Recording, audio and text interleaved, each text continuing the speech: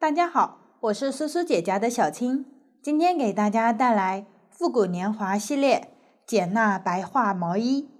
本教程电子图解可在微信小程序搜索趣之社进入查看。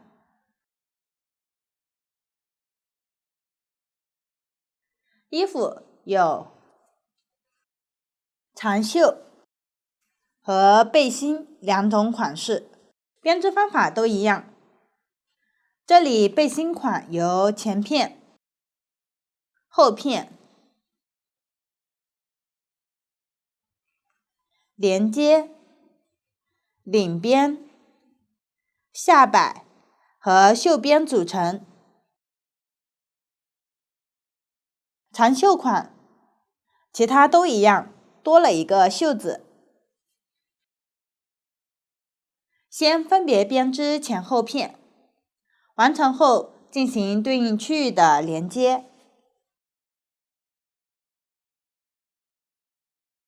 接着背心款挑对应区域编织领边、下摆和袖边。长袖款往下继续编织袖子，完成后安装到前后片对应位置，之后挑对应区域编织领边、下摆和袖边。先来编织前片，由这样一个个小织片组合而成。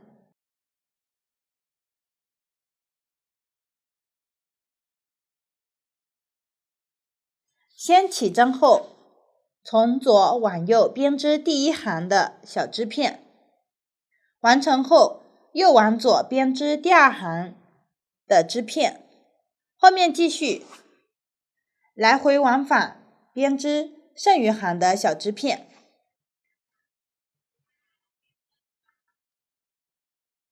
其中领口位置需要分两侧单独编织，这里织片都是这样交错排布。下面我们来认识一下图解，这里图解仅供教学使用，实际大家以手里的实物为准。这里图解都是用格子图表示，图中的一个格子表示一针，对应编织时的一个线圈。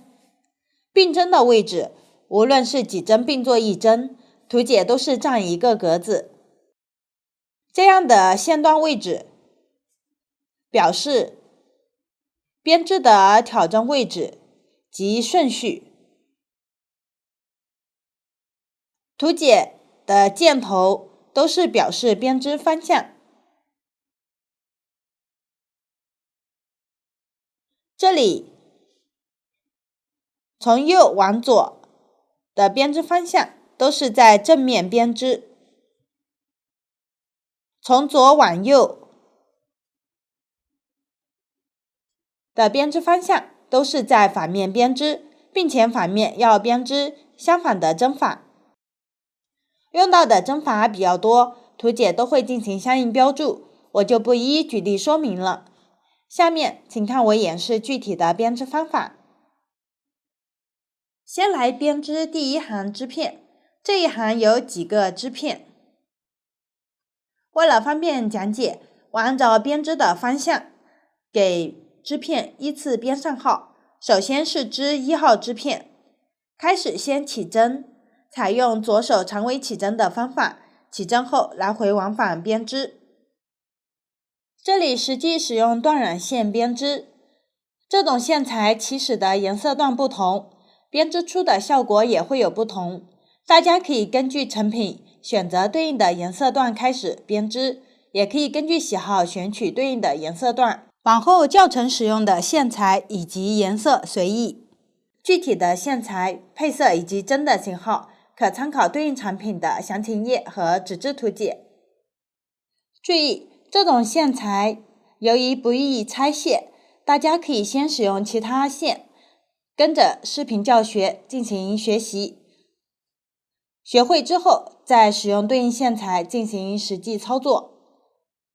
首先来起针，拿起对应的线，将线头一端预留长一点的线头，然后打一个活结。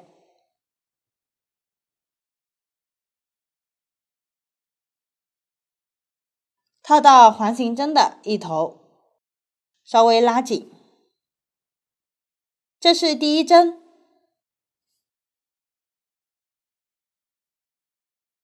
接着左手握住这2根线，用拇指和食指穿入2根线的中间。注意，连接线团的这根线挂在食指上，预留的线头挂在拇指上。将线绷直，针从下往上穿入拇指的线圈，再从后往前挑起食指的线，将线从拇指的线圈中穿过，松开拇指的线，稍微拉紧。这是第2针。此时起针就完成了。开始织第1行，翻转织物。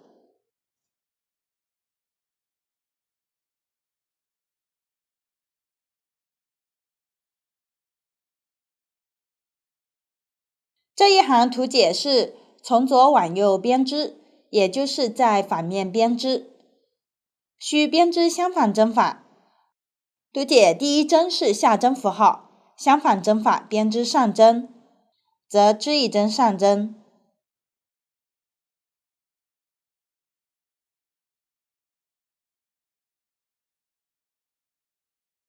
后面仍然是下针符号，对应编织上针。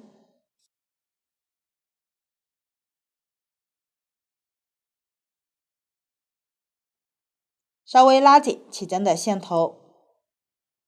此时第1行完成，接着翻转。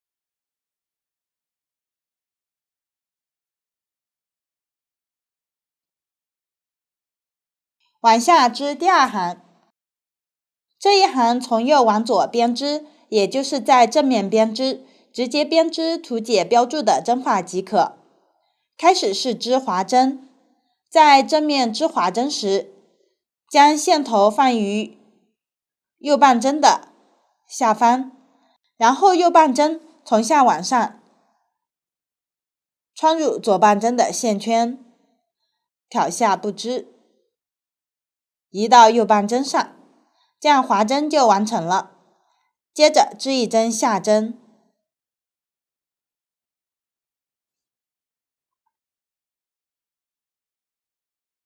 此时第2行完成，继续织第3行，翻转。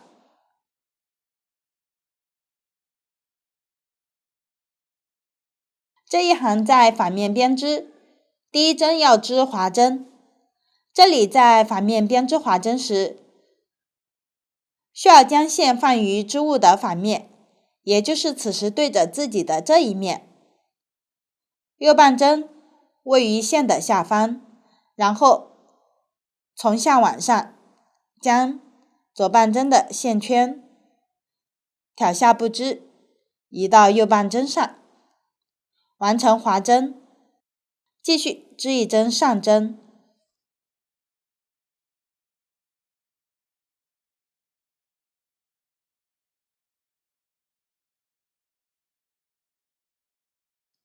往下是卷针加针符号，织1针卷针。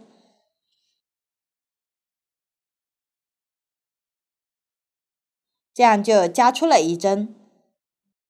此时第3行完成，接下来织第4行，翻转。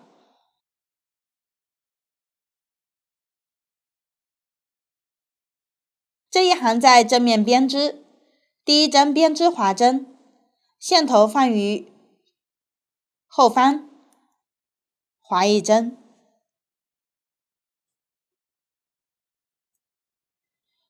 后面对应织2针下针。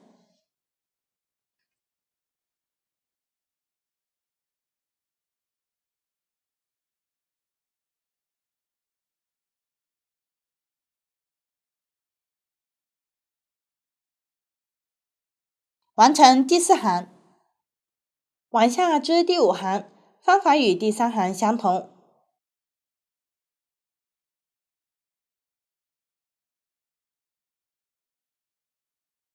先织一针滑针，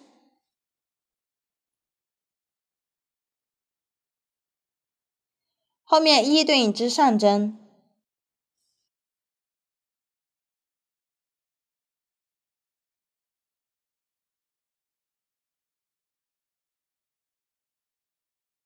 最后织一针卷针加针。完成后翻转至第6行。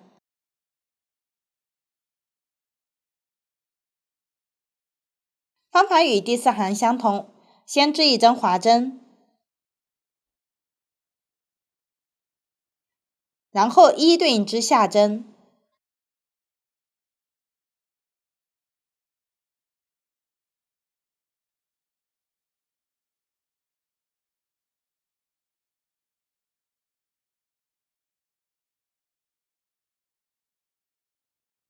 完成第6行。往后按照前2行的方法继续编织，一直将对应的行数织完。织完后注意核对一下针数。此时1号织片就讲解完了。接下来织2号织片。第1行在正面编织，往后可以以织物的纹理区分正反面。辫子纹理的一面是织物的正面，另一面是织物的反面。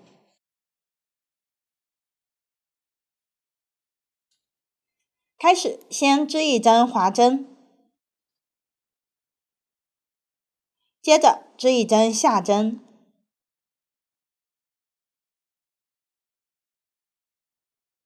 剩余不编织，往下翻转至第2行。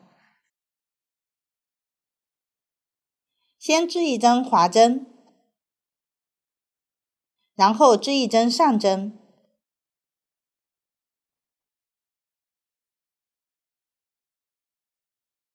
一针卷针加针，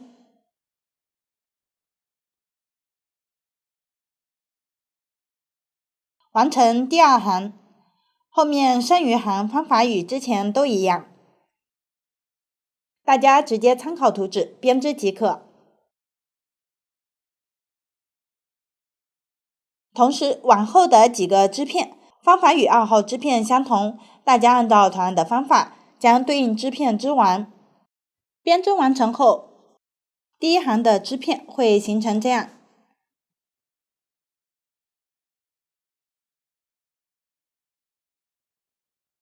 首尾相连的效果。此时第1行织片就讲解完了。下面编织第2行织片，需要从右往左依次编织对应的织片，同样我将其按照编织方向依次编上号。首先编织1号织片，这一行在正面编织。第1行开始先织一针滑针，后面需要编织下针右上2针并1针，往后简称下针右上并针，对应编织。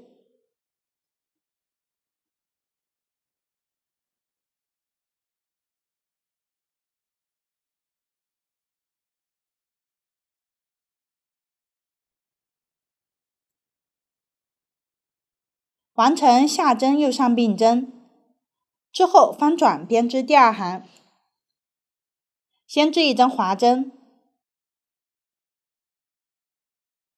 接着织一针上针，完成第2行，往下织第3行，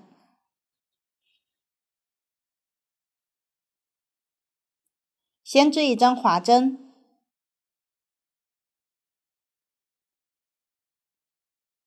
往下挑相邻2个线圈，编织下针右上并针，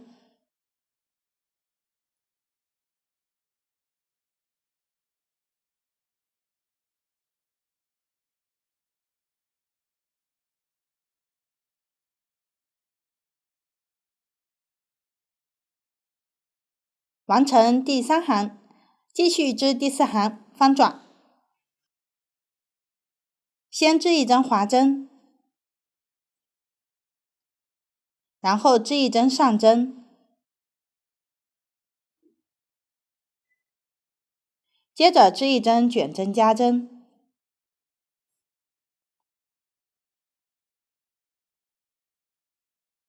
完成第4行，往下织第5行。先织一针滑针，然后织一针下针，接着织下针右上并针，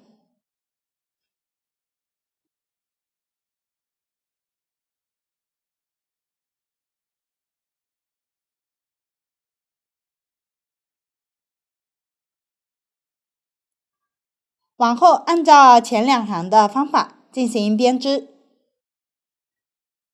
这里最后1行的并针编织时，正好是挑第1行最后一个织片剩余的线圈。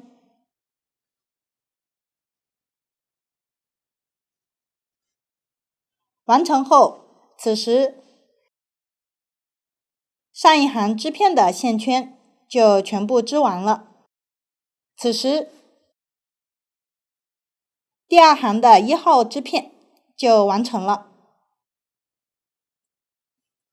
接下来讲解2号织片，需要挑上1行最后一个织片的上方这一侧。可以看到这里织片边缘是这样一个个的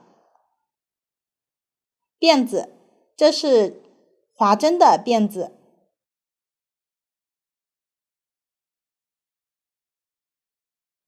往下从左侧相邻的辫子开始，分别挑辫子，入针，然后挑出1针。往下分别挑辫子，一个辫子挑出1针。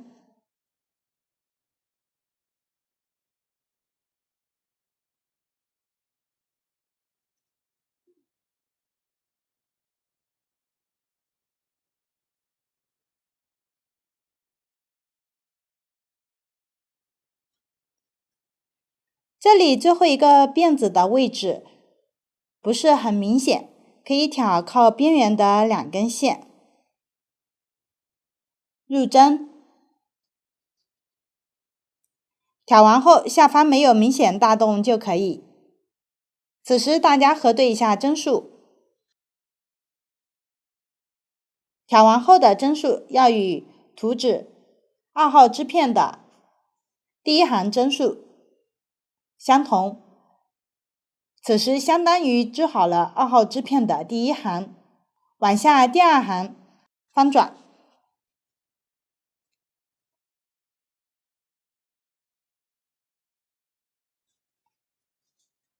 开始先织一针滑针，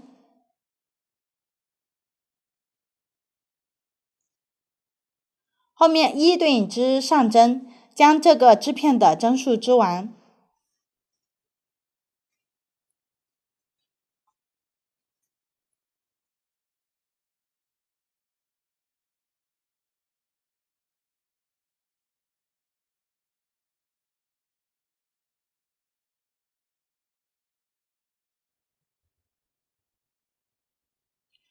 完成后，剩余1号织片的位置不织，翻转，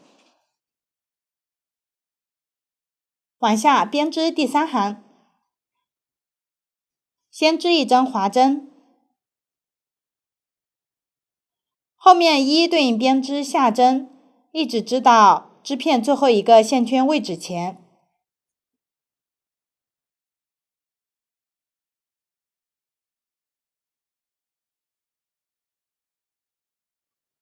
到了对应位置，往下需要挑2号织片的最后一个线圈与上1行织片的线圈一起编织下针右上并针。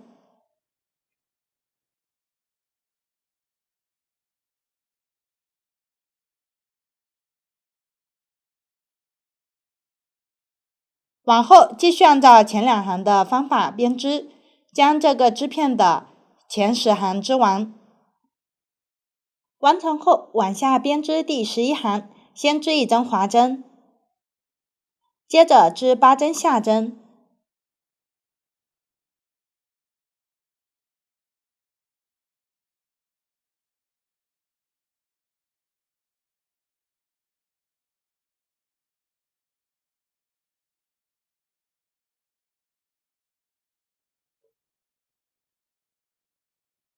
后面编织下针，左上2针并1针，往后减成下针，左上并针。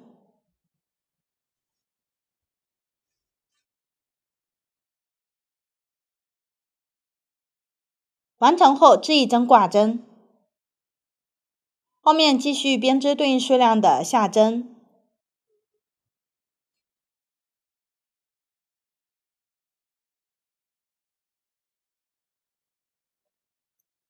最后编织下针右上并针。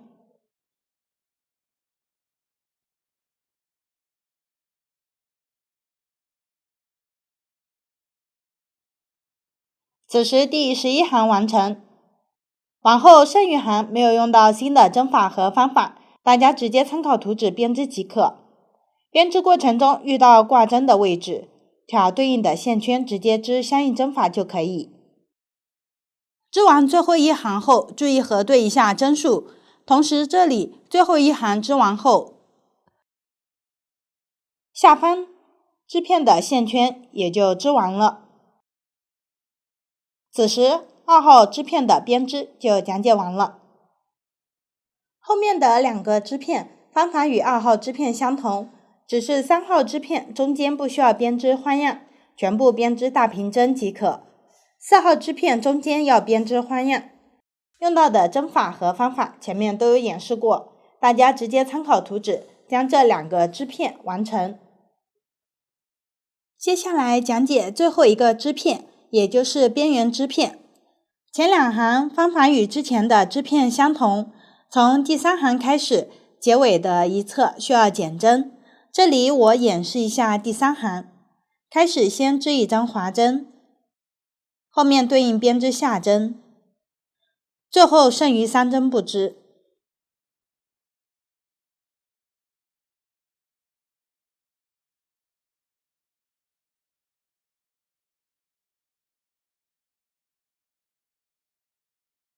到了对应位置，往下编织下针，左上并针，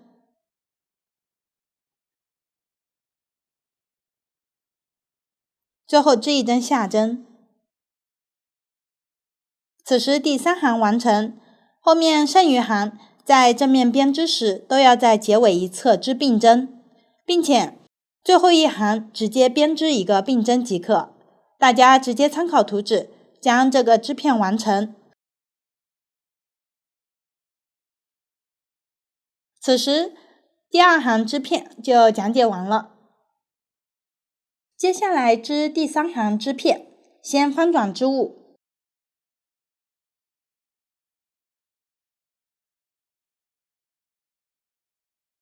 这一行织片需要从左往右编织，先挑上一行边缘织片。这里上一行结束时还有一个线圈，我们将这一针作为第3行织片的第1针，同时我按照编织顺序将第一个需要编织的织片称为1号织片，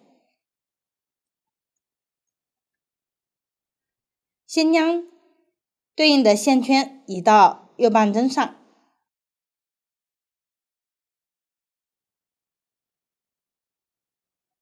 之后挑这一侧滑针的辫子，挑出对应的针数。由于这里是在织物的背面挑针，则需要从正面穿入辫子，同时将线放于右半针的上方，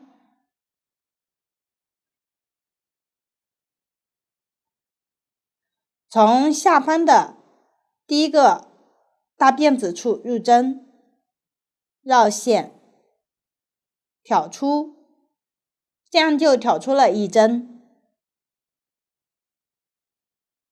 继续按照同样的方法挑针。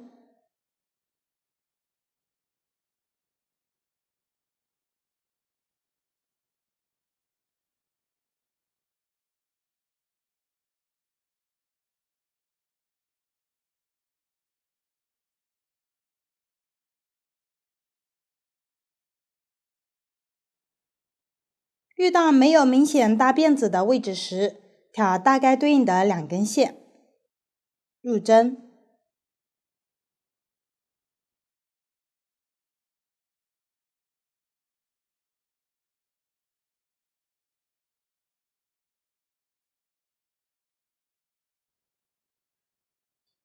挑完需要的针数，大家核对一下，1号织片的第1行就完成了。接着翻转，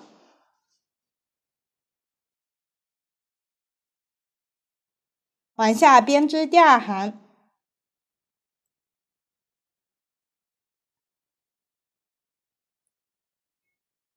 先织一针滑针，后面一一对应织下针。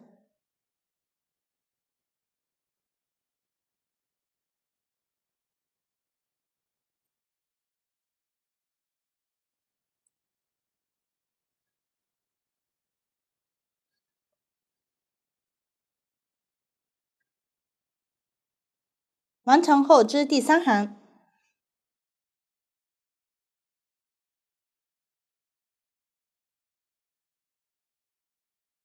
先织一针滑针，后面一一对应织上针，一直织到最后一个线圈位置前。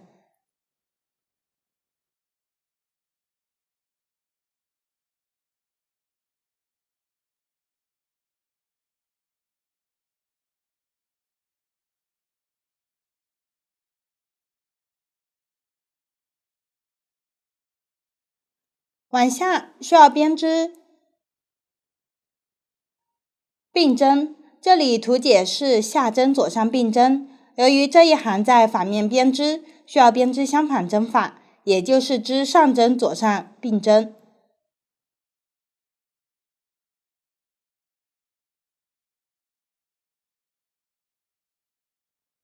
完成后，此时第3行就织好了。后面第4行直接对照图纸编织即可。完成后织第5行，方法与第3行相同，先织到结尾并针位置前。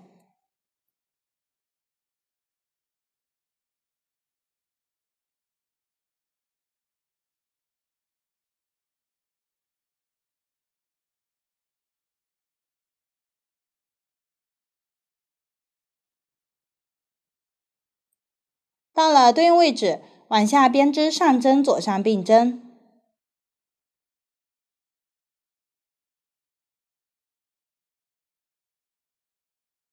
完成第5行，往后剩一行按照前2行的方法继续编织即可。同时，这一行剩余的织片方法都与1号织片相同。后面的第4到5行织片方法与第2行与第3行相同，则往下大家参考前面的演示，结合图纸将前5行织片完成。注意，第5行边缘织片最后一个并针织完后，左半针上还有一个线圈，这个线圈暂不编织。接下来讲解第6行织片，这里前片需要留出领口，这一行的织片需要分左右2侧单独编织。接着之前的线先编织左侧的第6行织片，这里的左右是以实际穿着时的左右来区分。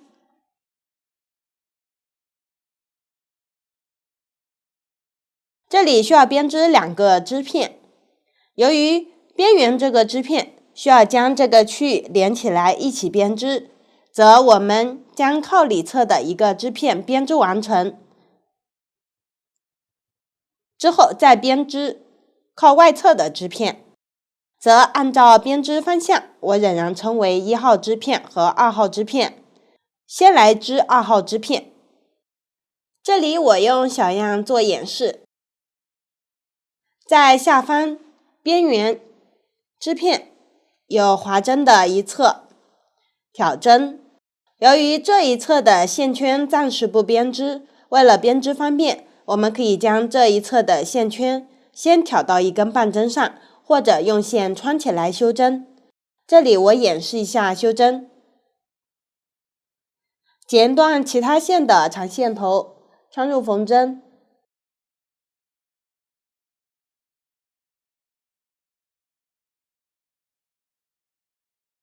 然后从下往上将线圈依次挑下。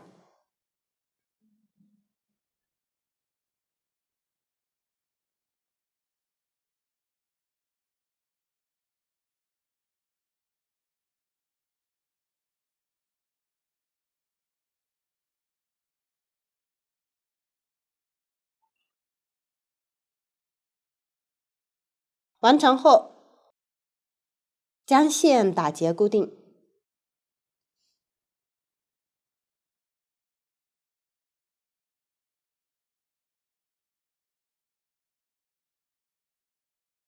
这样就完成了修针。接着重新拿起一根线，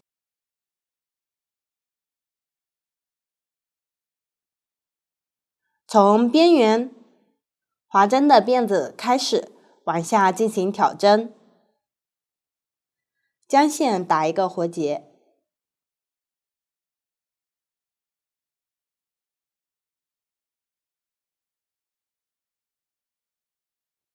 穿入对应辫子，将活结挑出，稍微拉紧，往下继续挑针，挑出需要的针数。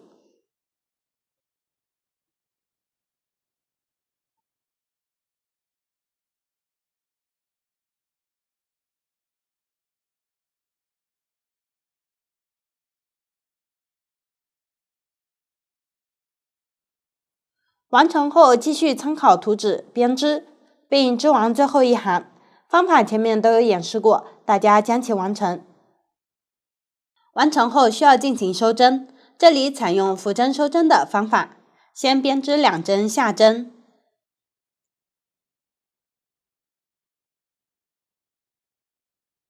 然后左针挑起第一针，盖过第2针的线圈，并挑下，这样收掉了一针。往下继续编织下针边收针。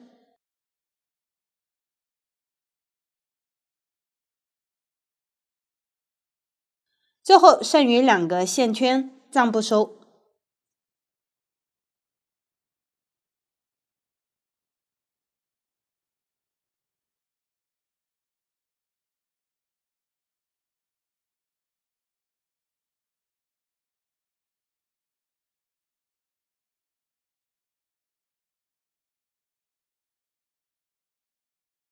到了最后还剩2个线圈的位置，往下编织下针右上并针，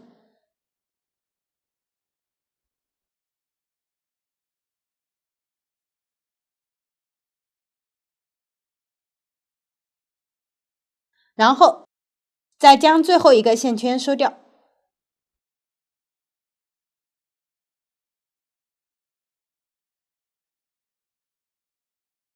此时半针上还剩一个线圈，将其稍拉大。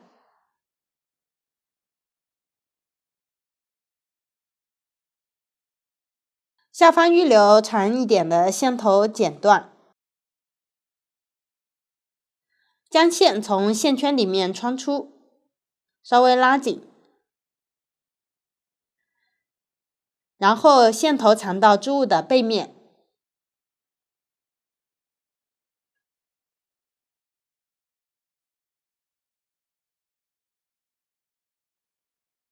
顺着纹理藏线。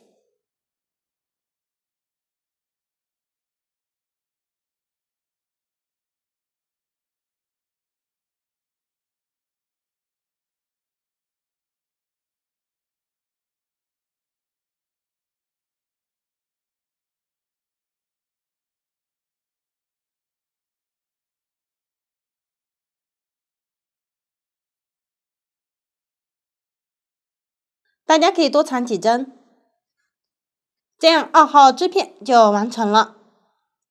接下来织1号织片，接着之前的线头进行编织，先将之前修针的线圈穿回半针上，这里穿到环形针左侧的半针，然后从线头位置开始编织。之前保留的线圈先移到右半针上不织，后面对应编织划针，之后一对应织下针，将1号织片的针数织完。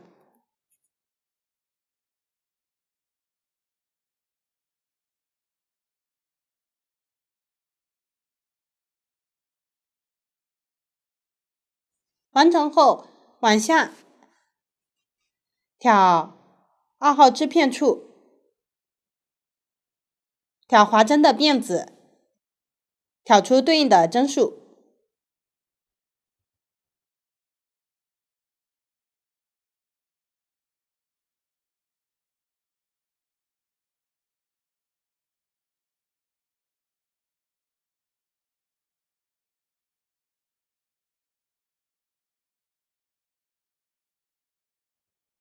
完成后，此时第1行就完成了。接着织第2行，这里不需要编织划针，一对应织上针。注意，这里所有线圈都要编织，一直织到最后还剩2个线圈的位置。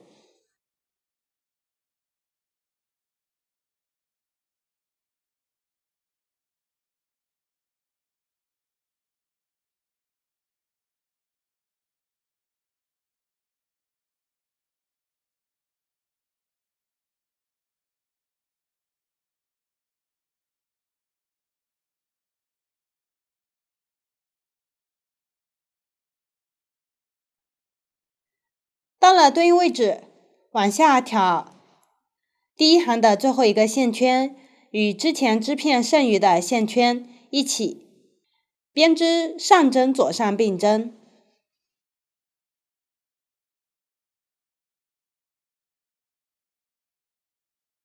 此时第2行完成，后面的第3到4行大家直接对照图纸编织即可。完成后织第5行，从这一行开始往下一端需要进行减针，另一端需要留针引反编织，先织一针划针，之后织下针右上并针，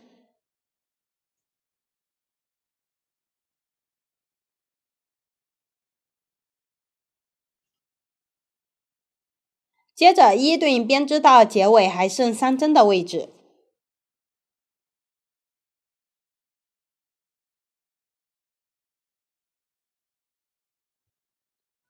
完成后剩余不织，此时第5行完成，接着织第6行，翻转，将第1针划下不织，线头放于右半针的上方，然后将线向后拉紧。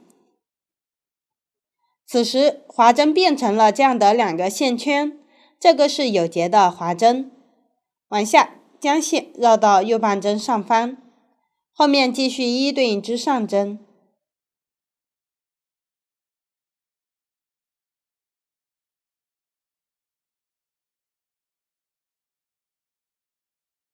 织完最后一针，第6行就完成了，往下织第7行。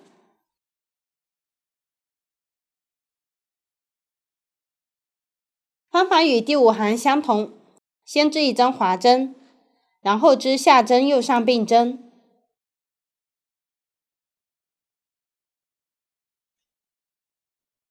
之后一一对应织下针，最后剩余几针不织。注意剩余的针数不包含之前剩余针数的位置。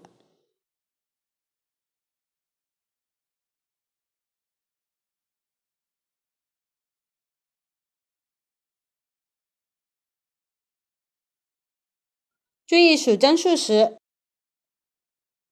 有节的划针算作一针。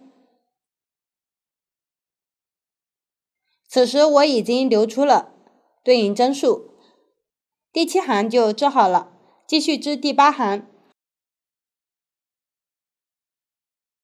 方法与第6行相同，先织有节的划针，然后一一对应编织上针。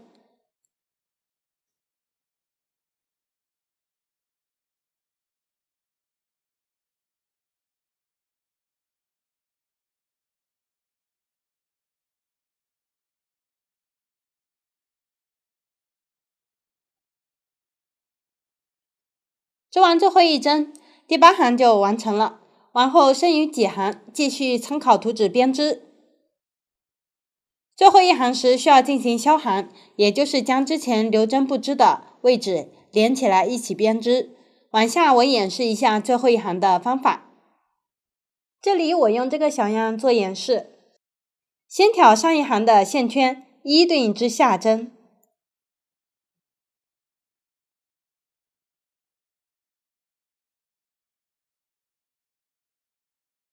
之后遇到有节的划针，挑这样的2个线，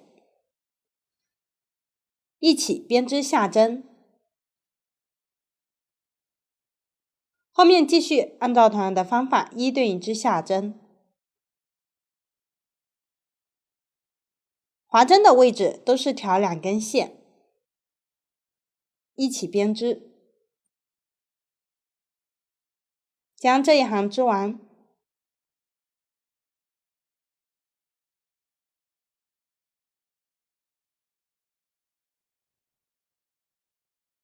织完最后一针，此时最后一行的方法就讲解完了。往下进行修针即可。这里最后预留长一点的线头断线就可以。这样1号织片就讲解完了，同时这一侧第6行的织片就讲解完了。往下编织另一侧的第6行织片，需要将上一行中间织片的线圈进行收针，之后按照编织方向依次编织1号织片和2号织片。这里我用小样演示一下。此时半针上只有2个织片的线圈，挑靠里面一个织片的线圈进行收针，这也就是中间织片的位置。穿入第1针，将线打一个活结，挑出，稍拉紧，再织1针下针，然后收掉1针，后面继续收针，将这个织片的针数收完。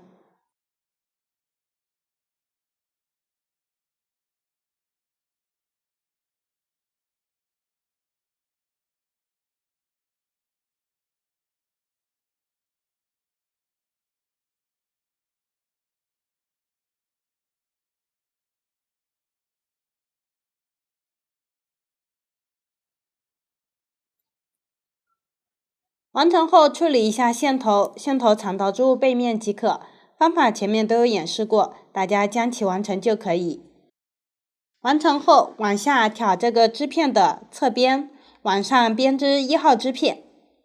编织完成后不需要收针，大家将其完成。完成后编织2号织片，这里先接着1号织片的线，将1号织片的对应线圈织完。注意最后2个线圈暂不织。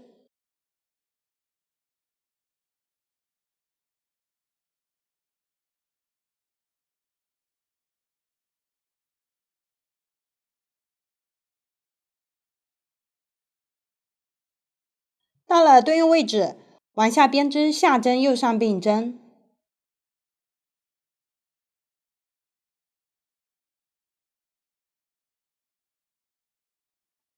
后面挑下方织片的侧边，挑出对应的针数，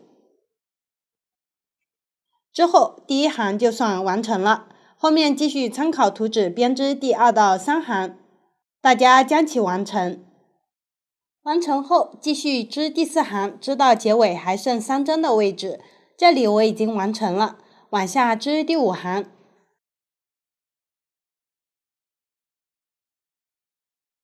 开始需要编织有结的划针，将线头放于右半针上方，然后将第1针划下不织，之后将线向后拉紧，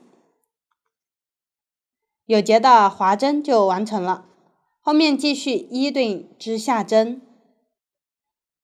结尾一端对应位置需要减针，往后剩余行大家直接对照图纸编织即可。最后下行时遇到有结的划针，注意调2根线一起编织。全部完成后进行修针。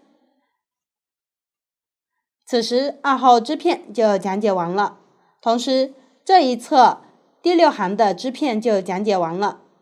到这里，整个前片的编织就讲解完了。下面讲解后片，方法与前片相似。开始来回往返编织几行织片，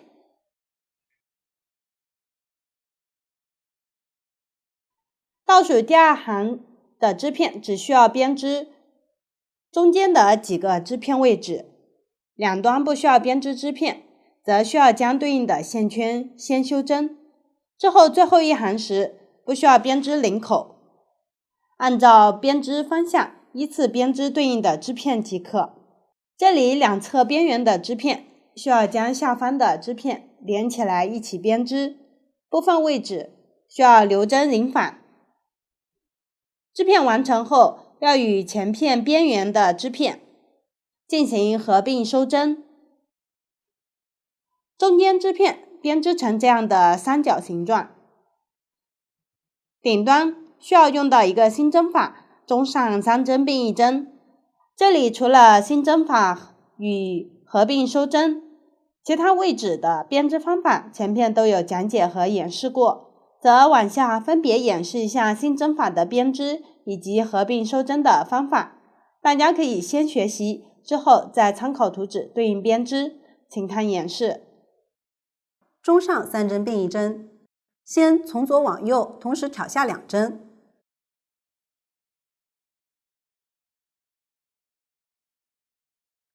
然后织一个下针，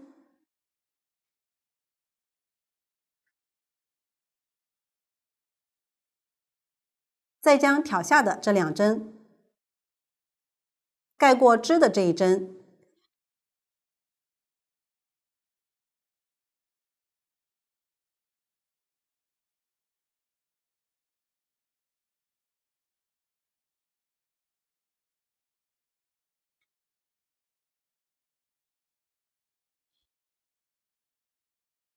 下针的中上3针并1针完成。可以看到中间的这个线圈在最上方，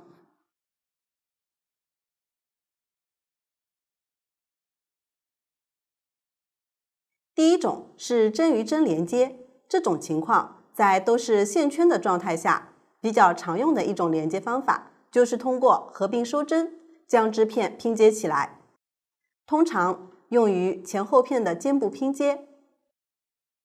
两个织片都是线圈状态，我们将大平针这一面作为正面，合并收针一般在织片反面进行，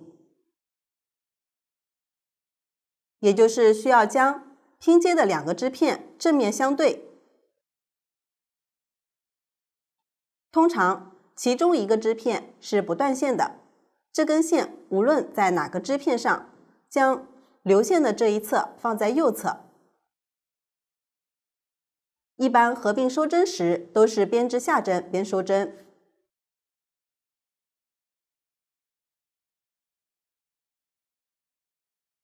也就是同时穿过2个织片的线圈，织下针进行复针收针。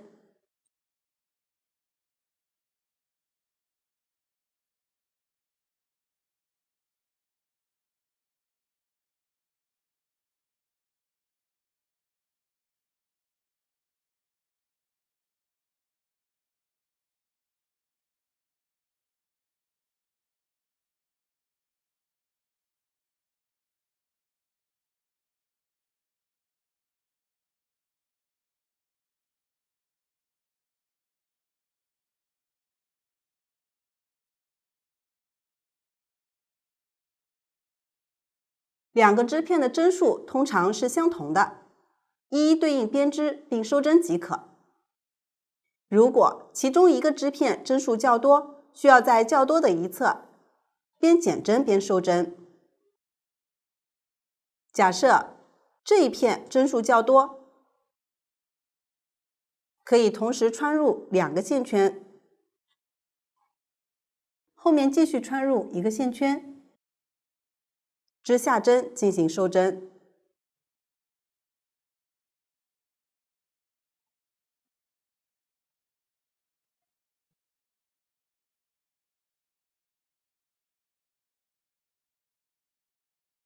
如果是后面这个织片针数较多，就同时穿入后面2个线圈，织下针进行收针。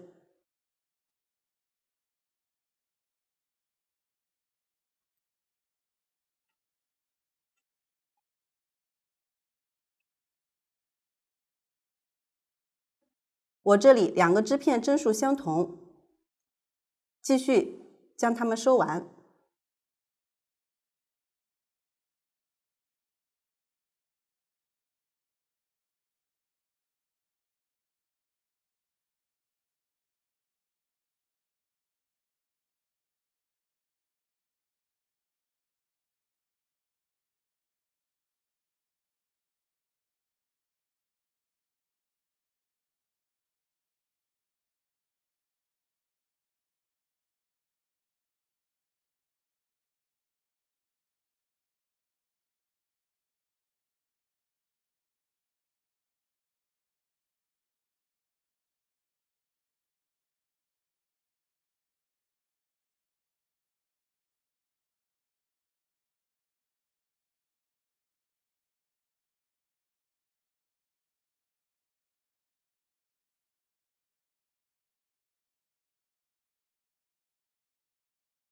线头打结藏一下即可，这个就是合并收针后的效果。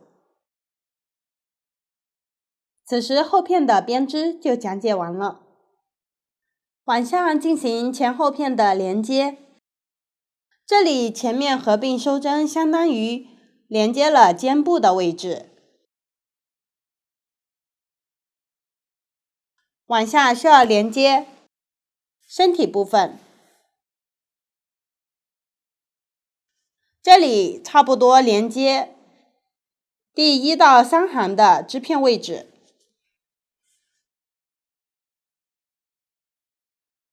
使用行与行连接的方法，挑织片边缘的度线进行连接。则往下演示一下行与行连接的方法，大家可以先学习，之后再根据实际情况操作。这里连接的具体入针位置没有要求，只要连完织物平整美观就可以。请看演示。下面学习行与行的连接，我们通常也是用无缝缝合的方法，缝合时挑边缘2针的横向度线。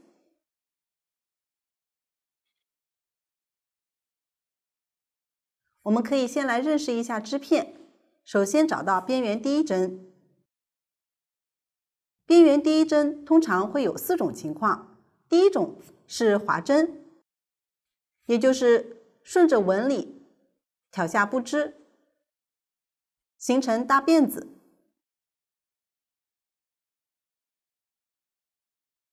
第二种也是滑针，只是划针编织时和下方纹理相反，形成这样的结。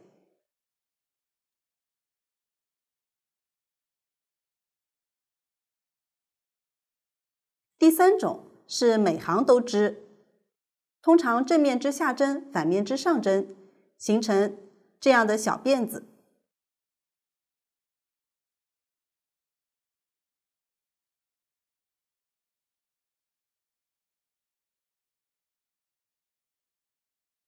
第四种也是每行都织，通常正面和反面都织下针，形成搓衣板针。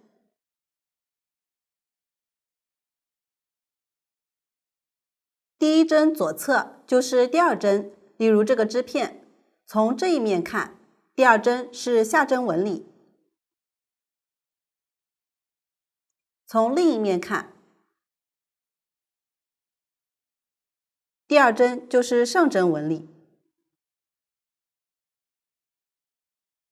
无论第二针是下针纹理还是上针纹理，可以发现线圈都是正向的。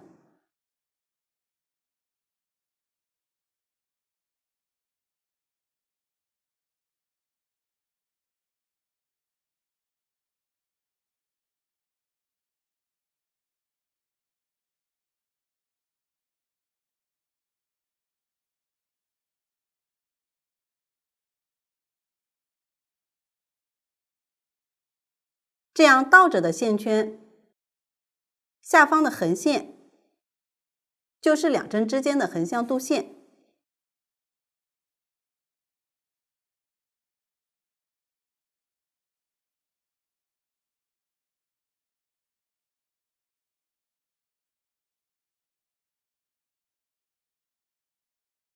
这一面也是一样，这个就是倒着的线圈，这一根就是两针之间的横向度线。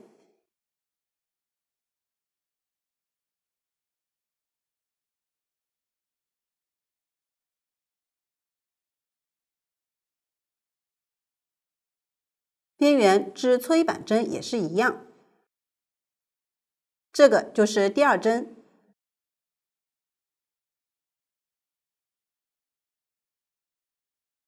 这一列就是第二针，正向线圈。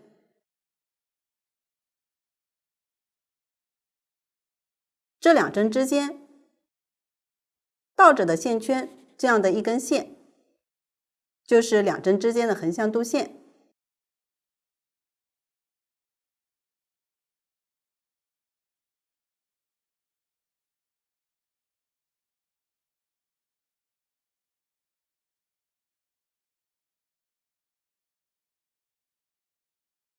边缘是划针，同样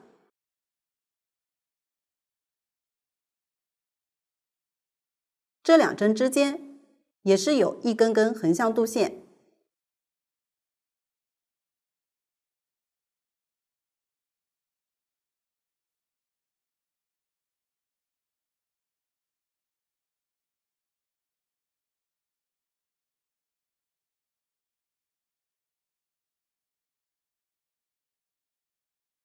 无论哪种，一根度线大致对应一行。缝合前，大家可以先将线头在反面藏几针，并打结固定。这里我就不藏了。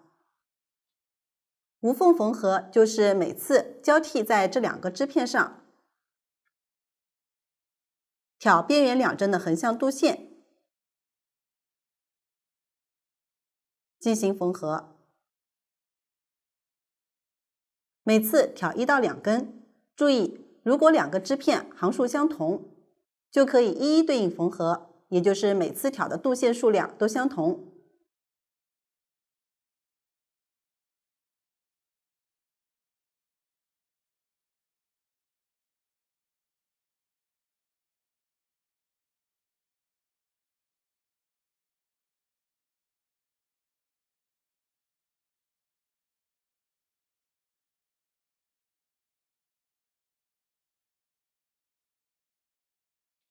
都是从上一次的出针位置入针，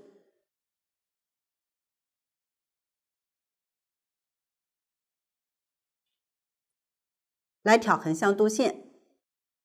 这里我每次挑1根。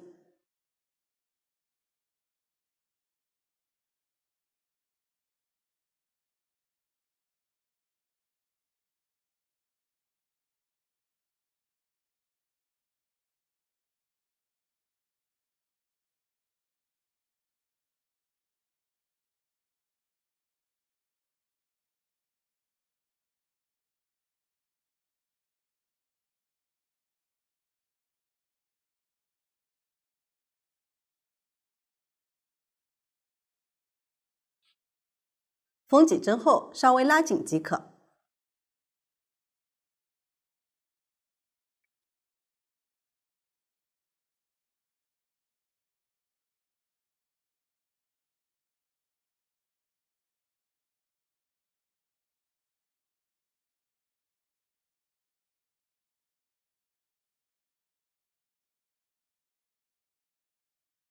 如果2个织片行数不同，但要将织片均匀地缝合在一起，可以在行数较多的一侧适当多挑，例如整体上每次都是挑1根线，行数较多的一侧可以在适当位置挑2根线。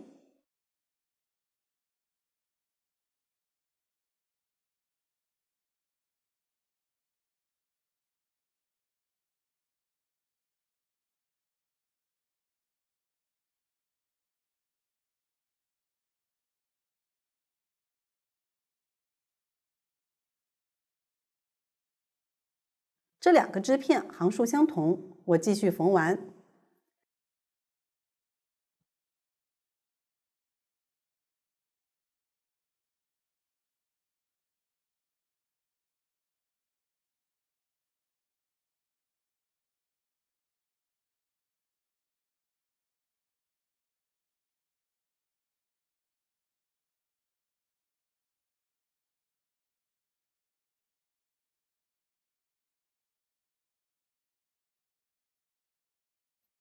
这个就是行与行无缝缝合的方法。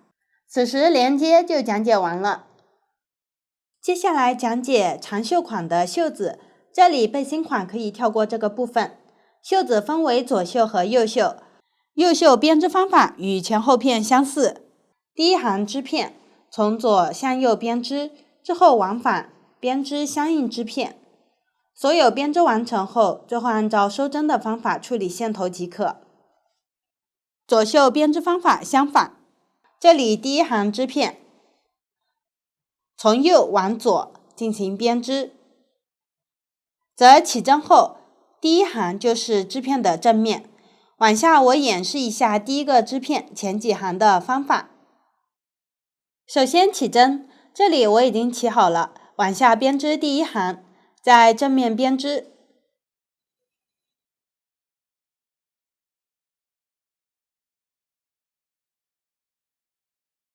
直接编织图解的针法。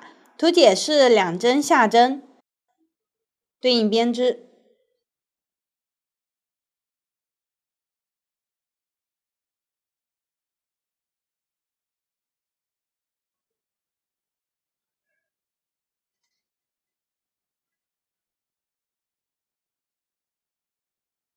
完成后织第二行，这一行在反面编织，第一针对应织上针，之后是划针，编织划针。此时完成第二行，继续织第三行。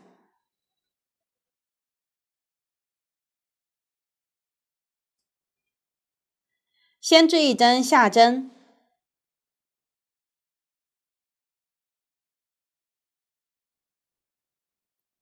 然后织一针划针，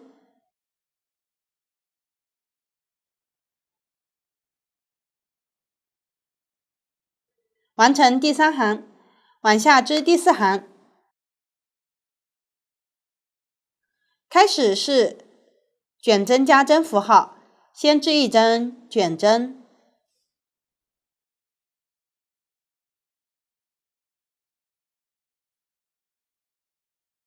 这里将卷针移到右半针上，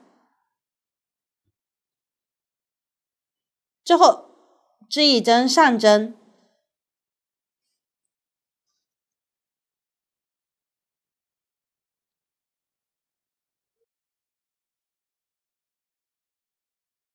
一针划针，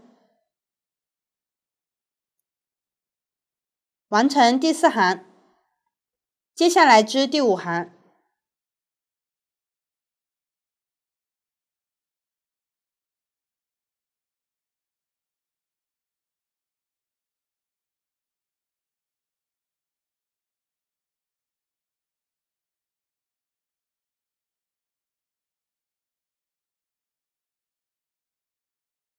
先织2针下针，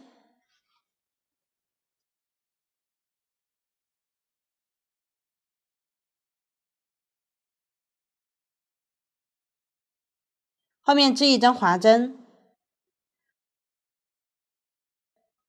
完成第5行。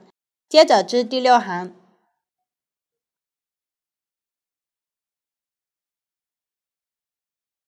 先织一针卷针加针，移到右半针上，也可以在右半针上直接卷针加针，然后编织2针上针，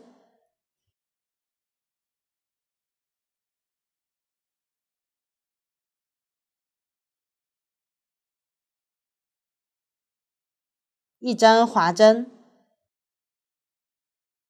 完成第6行。往后按照前2行的方法继续编织即可。后面用到的针法以及方法前面都有演示和讲解过，大家直接参考图纸将左袖编织完成。此时袖子的编织就讲解完了。完成后将袖子的2侧，也就是首尾进行连接，仍然使用行与行连接的方法。之后将最后一行织片安装到前后片的袖洞位置，将两端连接的一侧放于正下方，连接位置与之前身体连接处对应，然后将最后一行织片的居中位置与肩部连接位置对应。之后可以找几个点，用校扣或者线进行标记。这里仍然使用行与行连接的方法进行安装，方法前面都有演示过，大家将其完成即可。此时袖子的编织就讲解完了。下面编织领边，沿着前后片领口挑针，然后绕圈编织。这里挑针时，无论边缘是划针的辫子还是收针的位置，以及针法的位置，都是挑边缘辫子，然后参考结构图挑出对应的针数。这里入针位置也不固定，只要挑完织物平整美观就可以。这里需要使用4根半针圈织，之后部分行需要编织单螺纹花样。前片中间的位置需要编织中上3针并1针。全部完成后需要进行单螺纹收针，则往下我提供一个领口第1圈使用4根半针挑针的方法，之后再演示一下圈织单螺纹的方法，以及最后单螺纹收针的方法。注意，视频主要是提供方法作为参考，实际的针法以及圈数等参考图纸。这里大家可以先学习，之后再根据实际情况编织，请看演示。先挑织第1圈，我用这个小样演示。我们从后片开始挑针，可以发现后片一般分为3段，2个侧边以及中间部分。挑之前可以先根据图纸上的要求，将后片总的挑针数分配到这3段。通常中间都是一一对应挑针，剩下的针数均匀分到两个侧边即可。例如，我总共要在这个后片挑21针，中间一一对应挑11针，这11针通常就是中间扶针收针的针数。剩下的在两个侧边分别均匀挑5针即可。挑针的这一圈全部织下针，对于这样的侧边，就是挑边缘的几根线。注意要大致均匀。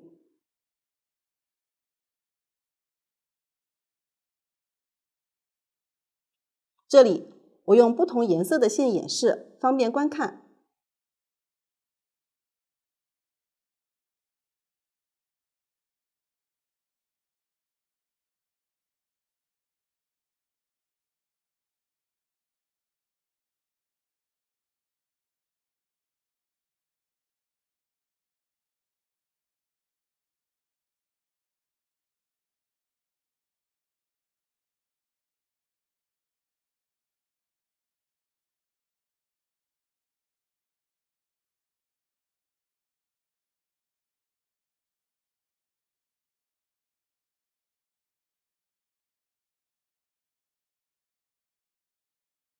侧边挑好后，中间一一对应挑11针。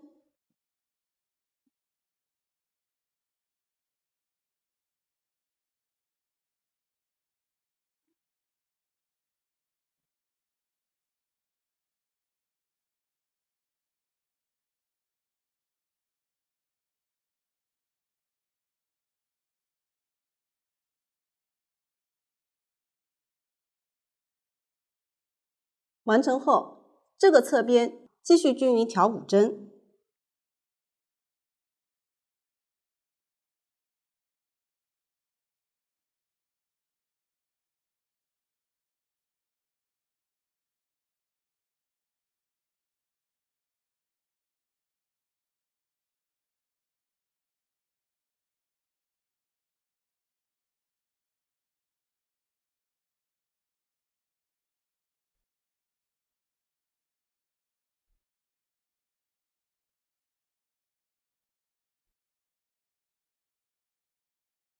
完成后，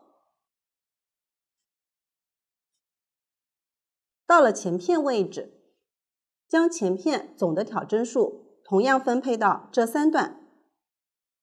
例如，我总共要在这个前片挑39针，中间这里我收了7针，因此两边各挑16针，大致均匀分配即可。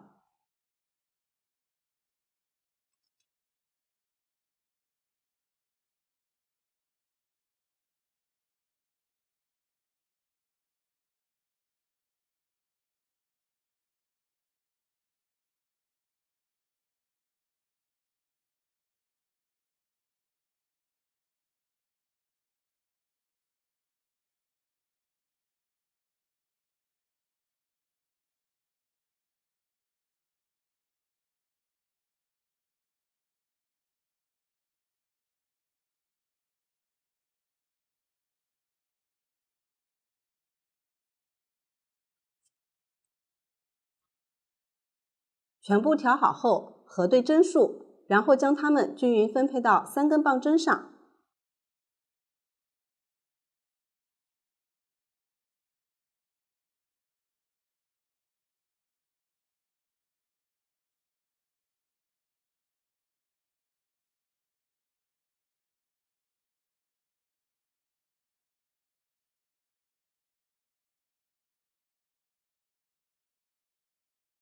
这样，第一圈挑针就讲完了。接着织第2圈，从这一圈开始要编织单螺纹花样，也就是交替编织一个下针和一个上针。第一针先织上针还是下针，根据图解即可。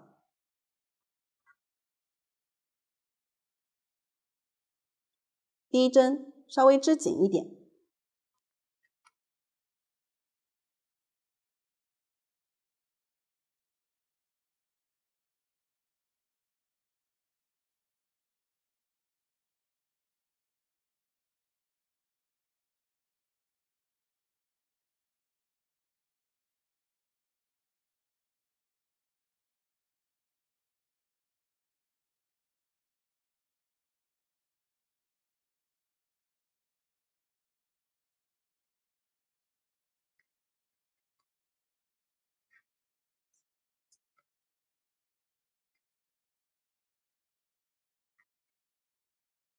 注意，每次换针织第一个线圈时要织紧一点，防止有明显的换针痕迹。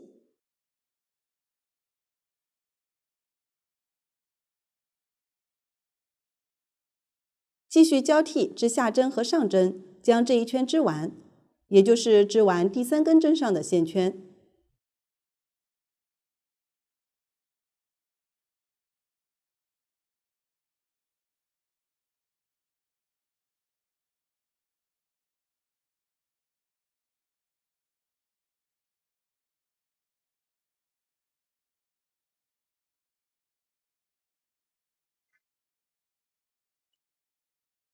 我这里第1针织的是下针，最后一针刚好织上针。现在我就织好了第2圈。从第3圈开始，往后每一圈都可以根据下方纹理编织单螺纹。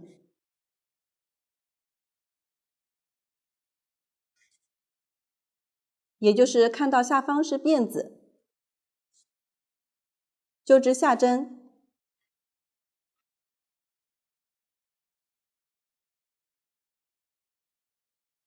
看到下方是横线，就织上针。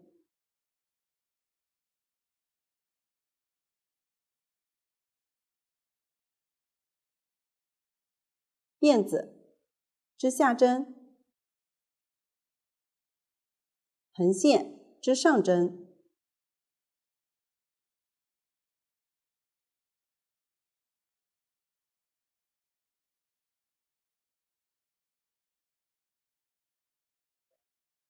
按照这样的方法，继续将剩余圈数织完。我这里圈数有省略，全部织完后进行单螺纹收针。先织2针和下方纹理相反的针法，这里第1针下方是辫子，第2针下方是横线，因此先织一个上针，再织一个下针。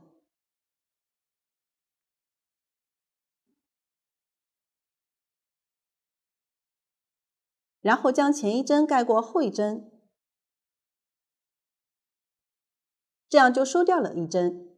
继续织1针和下方纹理相反的针法，这里是辫子，应该织一个上针。织之前，左手捏住右针线圈底部，将针取出，放到线的下方后穿回线圈，然后织上针，再将前1针盖过后1针，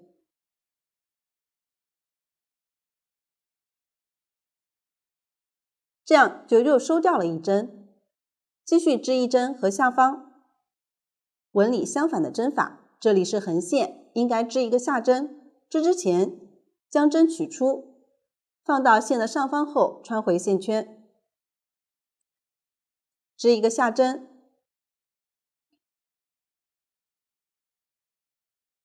再将前1针盖过后1针，这样又收好了1针。每次都要编织和下方纹理相反的针法，并且织之前都要通过移动右针变换线的位置。织上针时，线在上方；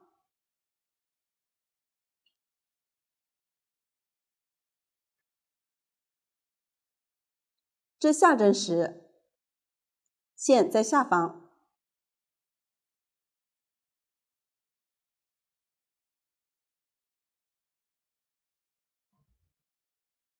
我们继续将它们收完。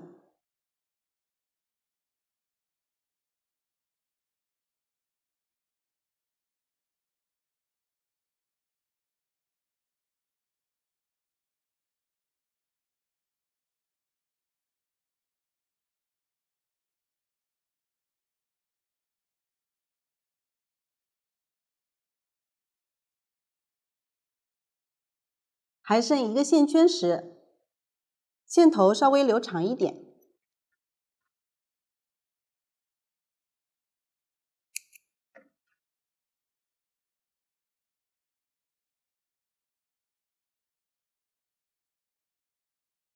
固定线圈，最后可以用这个线头将首尾缝一下，确保没有明显的凹口。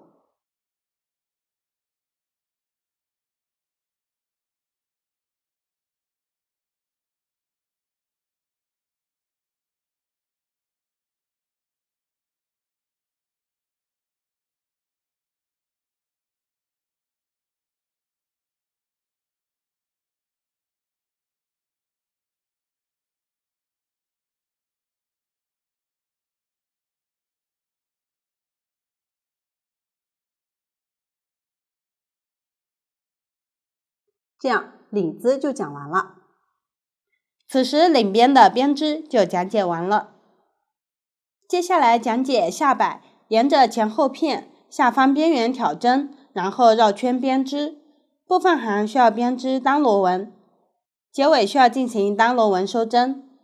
这里挑针时就挑边缘大致对应的洞眼，同样参考结构图挑出对应针数，之后参考领边的编织方法，编织单螺纹以及收针即可。大家将其完成。最后讲解绣边，这里先讲解背心款绣边。挑绣洞的位置，然后绕圈编织。挑针时同样位置没有固定要求，只要挑完平整美观就可以。之后参考领边和下摆的方法进行编织就可以。大家将其完成。此时背心款到这里就全部讲解完了。接下来讲解长袖款的绣边，先沿着第一行织片的这一侧挑针，入针位置与下摆处相同，之后绕圈编织单螺纹，最后进行单螺纹收针。期间部分行的位置需要编织上针左上并针，这里针法前面都有演示过，则大家直接参考图纸将其完成即可。此时绣边就讲解完了。到这里整件衣服的制作就全部讲解完了。如果大家在编织过程中还有不清楚的地方，可以与我们的客服联系。苏苏姐家，一针一线，享受生活乐趣。感谢大家的观看，我们下集再见。